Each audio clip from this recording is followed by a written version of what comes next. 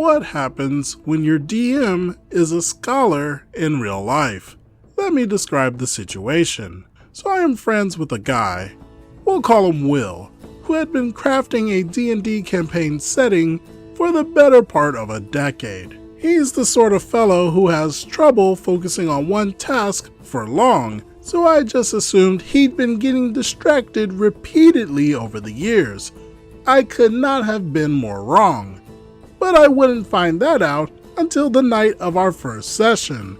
For now, let's take a step back to better understand Will. Will is a religious studies scholar, on top of being a history buff.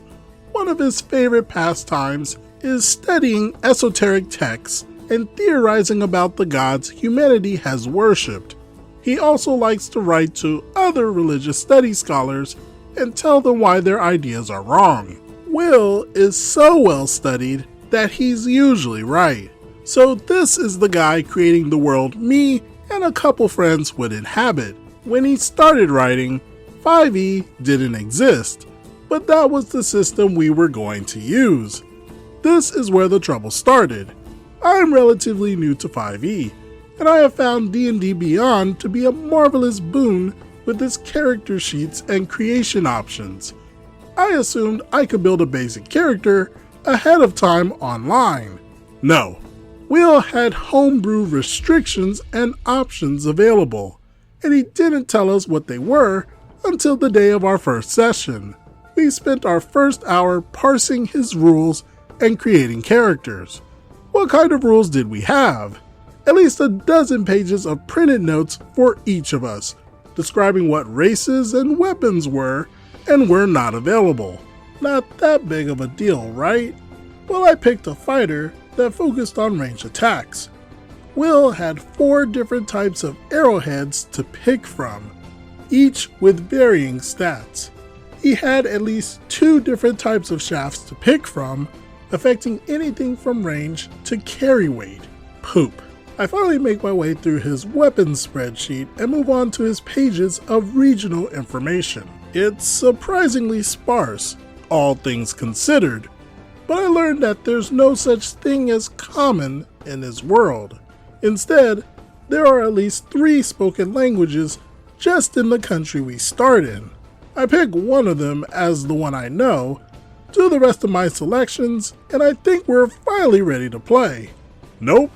He spends the next half hour giving us the backstory of the entire region.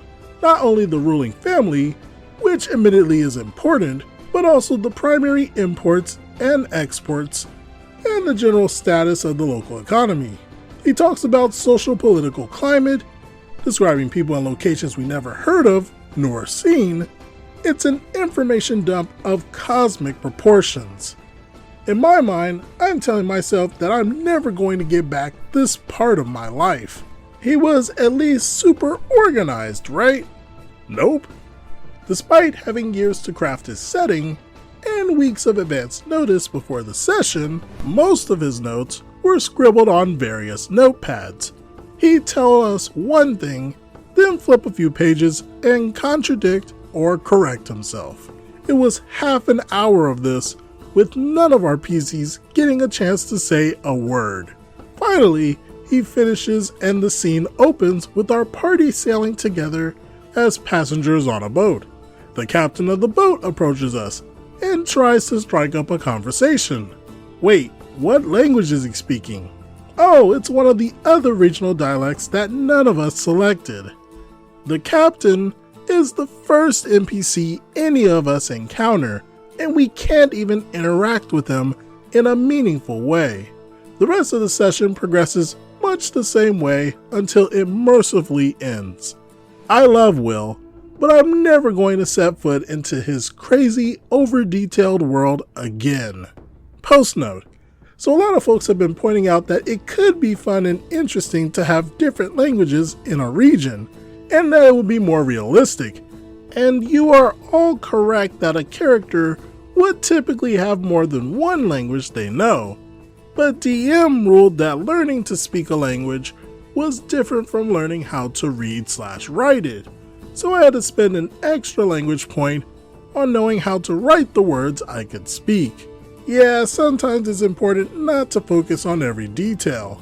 If details are stopping things from progressing, you might want to step back and take a look at the situation. Are your players enjoying themselves, or are you just doing this for yourself? Being disorganized and wasting people's time is one of the worst things you can do as a DM, because it's not just your time you're wasting, but multiple people's time, which can add up fairly quickly. What do you all think about this situation?